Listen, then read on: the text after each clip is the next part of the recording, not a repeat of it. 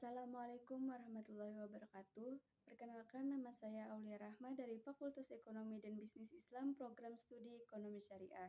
Di sini saya akan menyampaikan materi tentang pengantar ekonomi Islam. Langsung saja. Yang pertama yaitu bab 1 tentang paradigma ekonomi Islam. Ekonomi Islam merupakan cara pandang hidup Islam yang menempatkan Allah sebagai pusat seluruh aktivitas. Islam mengatur seluruh aspek kehidupan termasuk ekonomi, sehingga setiap tindakan ekonomi harus bernilai ibadah. Sumber hukum ekonomi Islam yaitu Al-Quran sebagai pedoman utama dan Sunnah sebagai penjelas, serta ijma dan qiyas untuk menjawab persoalan baru. Paradigma ekonomi Islam tidak hanya membahas apa dan bagaimana transaksi dilakukan, tetapi mengapa harus dilakukan dengan cara tertentu sesuai syariah. Tujuan utamanya adalah menciptakan sistem ekonomi yang adil, seimbang, dan menjaga keberlangsungan hidup manusia. Selanjutnya yaitu bab 2 tentang definisi, konsep, dan ruang lingkup ekonomi Islam. Ekonomi Islam mempelajari bagaimana manusia memenuhi kebutuhannya dengan mengikuti aturan Allah, tidak merugikan diri sendiri maupun orang lain. Ruang lingkupnya meliputi produksi, distribusi, konsumsi, sistem keuangan, dan perilaku manusia. Perbedaannya dengan ekonomi konvensional mengejar efisiensi dan keuntungan. Islam mengejar keadilan, keseimbangan, kemanfaatan, dan keberkahan. Ekonomi Islam menyeimbangkan kebutuhan dunia dan akhirat. Manusia tidak dilarang kaya, tapi wajib mengelola harta dengan benar. Materi bab 3 yaitu tentang metodologi ekonomi Islam. Metodologi digunakan untuk memahami serta membangun teori ekonomi Islam yang kokoh. Ada 3 landasan utama. Yang pertama, ontologi. Objek kajiannya adalah manusia, harta, dan kegiatan ekonomi. Yang kedua yaitu epistemologi.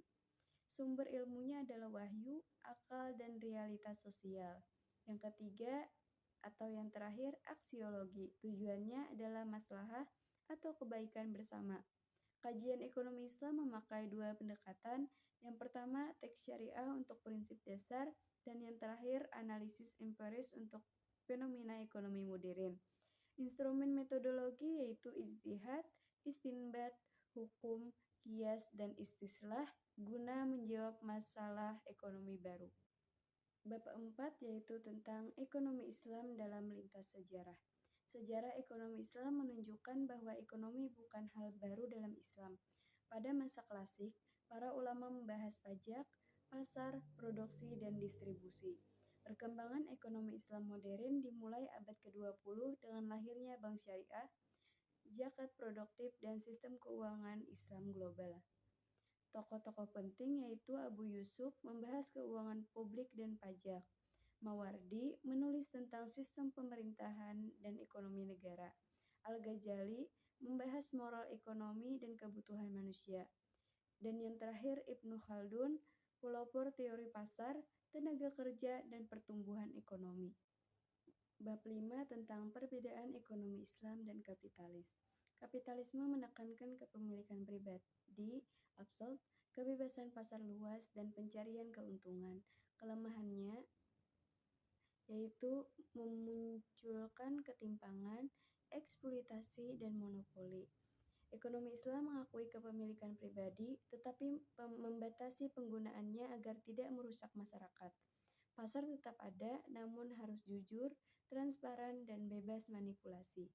Islam melarang riba, penimbunan, dan praktik curang untuk mencegah ketidakadilan. Tujuan ekonomi Islam menciptakan kesejahteraan bersama, bukan hanya keuntungan individu. Bab 6 yaitu tentang perbedaan ekonomi Islam dan sosialis. Sosialisme menolak kepemilikan pribadi, menempatkan negara sebagai pemegang kontrol utama. Kelemahannya mematikan kreativitas individu dan efisiensi pasar. Islam mengatur kepemilikan menjadi 3, yaitu kepemilikan pribadi, aset pribadi. Yang kedua, umum, air, listrik, dan energi. Dan yang terakhir, negara, kekayaan alam strategis.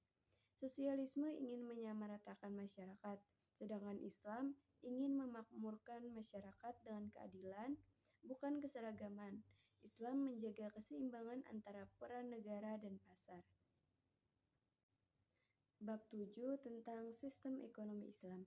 Sistem ekonomi Islam menjawab masalah dasar, apa yang harus diproduksi, bagaimana dan untuk siapa. Ciri-cirinya tauhid, keadilan, keseimbangan, kebebasan yang dikontur akhlak, dan pertanggungjawaban. Pilar sistem: 1. Kepemilikan beragam, 2. Kebebasan berusaha selama halal, dan ketiga, keadilan distribusi melalui zakat dan mekanisme sosial. Sistem ekonomi Islam menggabungkan moral hukum syariah dan mekanisme pasar. Bab 8 yaitu maqasid syariah dalam ekonomi. Maqasid syariah adalah tujuan dan spirit utama dari penerapan syariah. 5 yang dijaga yaitu agama, jiwa, akal, keturunan, dan harta. Aplikasi dalam ekonomi yaitu larangan riba untuk menjaga harta dan jiwa, larangan alkohol untuk menjaga akal, dan zakat dan wakaf menjaga kesejahteraan masyarakat. Maqasid menjadi alat untuk mengukur apakah suatu kebijakan ekonomi benar-benar membawa manfaat atau justru merusak. Bab 9 yaitu tentang perilaku ekonomi dalam Islam. Islam memandang manusia sebagai makhluk beretika, bukan sekadar pencari keuntungan. Perilaku konsumsi, memilih yang halal, tidak boros, tidak sia-sia. Perilaku produksi membuat barang yang bermanfaat, berkualitas dan tidak merugikan. Islam membedakan kebutuhan wajib dipenuhi dan keinginan perlu dikendalikan. Keputusan ekonomi harus mempertimbangkan keberkahan, kemanfaatan, dan dampak sosial. Bab 10 yaitu konsep harta dalam Islam. Harta adalah amanah, bukan kepemilikan absolut manusia. Manusia hanya mengelola, sementara pemilik hakiki adalah Allah. Islam menekankan pentingnya harta halal karena mempengaruhi kehidupan, ibadah, dan keluarga. Uang bukan komoditas sehingga tidak boleh berkembang lewat bunga, tetapi melalui kerja dan usaha. Fungsi sosial harta terlihat dalam zakat, infak, sedekah, dan wakaf. Bab 11 yaitu larangan utama dalam ekonomi Islam. Riba dilarang karena menyebabkan ketidakadilan dan eksploitasi ekonomi.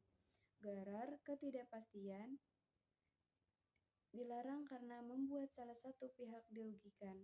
Maisir, judi, atau spekulasi ekstrim, merusak mental dan struktur ekonomi. Larangan lain yaitu najasi, penipuan harga, ihtikar, penimbunan, dan tadlis, penipuan kualitas.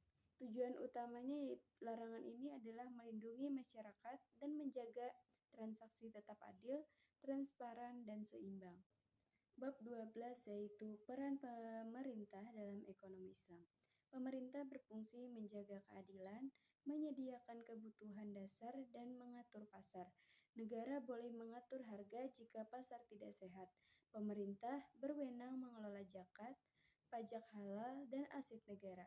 Di Indonesia, lembaga penting yaitu BI, OJK, Basnas, DSN MUI, BWI. Peran pemerintah memastikan produk halal, menjaga stabilitas moneter, serta mengawasi praktik keuangan syariah. Bab 13 tentang kebijakan fiskal dan moneter syariah. Kebijakan fiskal syariah mengatur pendapatan dan pengeluaran negara. Pendapatan yaitu zakat, kharaj, jizyah, ghanimah, dan fai. Pengeluaran, kesejahteraan rakyat, pendidikan, pertahanan, dan bantuan sosial. Kebijakan moneter syariah menjaga nilai uang tanpa riba, menggunakan akad syariah seperti mudharabah, murabahah, dan sukuk negara. Sistem uang amanah menghindari spekulasi berlebihan. Tujuan moneter syariah yaitu menjaga inflasi, stabilitas, dan keadilan bagi konsumen. Dan yang terakhir yaitu tentang peran masyarakat dalam ekonomi Islam. Masyarakat adalah aktor utama ekonomi Islam.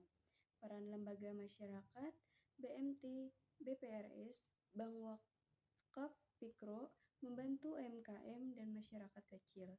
Zakat, infak, sedekah, dan wakaf menciptakan pemerataan. Masyarakat berkontribusi melalui industri halal, pendidikan, kewirausahaan syariah, dan filantropi. Pesantren dan kampus menjadi pusat literasi ekonomi Islam dan pembentukan SDM unggul. Terima kasih dari saya. Wassalamualaikum warahmatullahi wabarakatuh.